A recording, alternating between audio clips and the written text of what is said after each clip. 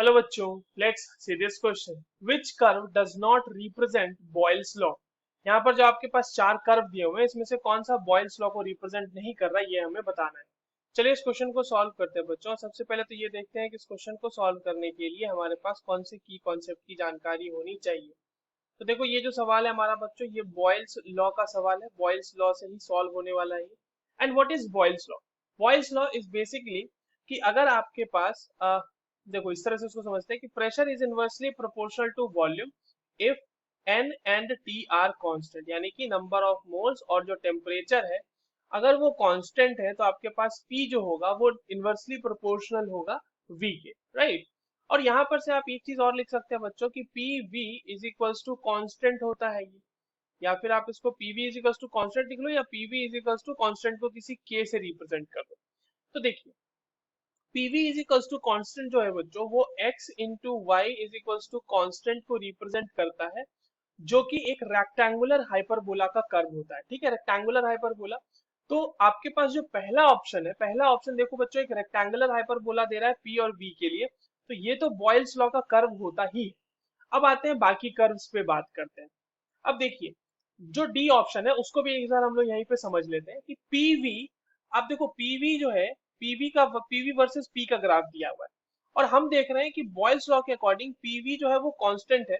तो अगर आप प्रेशर चेंज भी करोगे तो ये तो कांस्टेंट ही रहेगा ना, पीवी मल्टीप्लीकेशन जो है पीवी का।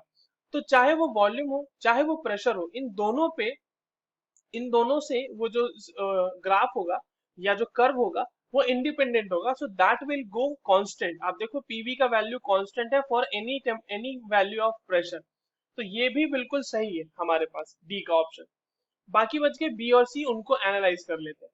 देखिए, बी और सी में कोई एक ही सही होने वाला है, क्योंकि पी वी का ग्राफ दिया हुआ है। अब देखो, पी वी का ग्राफ आपको एक बार अगर मिल गया है रेक्टेंगुलर हाइपरबोला बच्चों, सी ऑप्शन की मैं बात कर रहा हूँ, तो अगर पीवी का ग्राफ रेक्टेंगुलर हाइपरबोला मिल गया तो वो एक इस तरह से स्ट्रेट लाइन कैसे आ जाएगा विद द नेगेटिव स्लोप? नहीं आ सकता ना। ये वाला ग्राफ तो हमारा नहीं है, और यही हमसे भी पूछा है कि डज नॉट रिप्रेजेंट, तो हमारा नहीं आ रहा। तो ग्राफ सही आंसर तो सी ही है।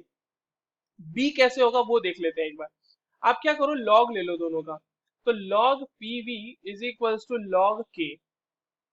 अब ये क्या हो जाएगा, log P plus log V is equals to log K. ठीक है, और क्या लिख सकते हैं हम इसे, log P is equals to minus log V is sorry minus log V plus log K. अब लॉग के क्या हो जाएगा आपका बच्चों, इंटरसेप्ट हो जाएगा। और माइनस लॉग वी में माइनस आपका क्या दिखा रहा है, स्लोप दिखा रहा है। तो नेगेटिव स्लोप के साथ ये y is equal to m x plus c से अगर आप कंपेयर करो, तो नेगेटिव स्लोप के साथ x पे log v और y पे log p का ग्राफ तो एक स्ट्रेट लाइन ही आएगा ना। तो ये वाला भी हमारा बी ऑप्शन सही है। So the correct answer for this question will be option C. I hope you understood this well. All the very best.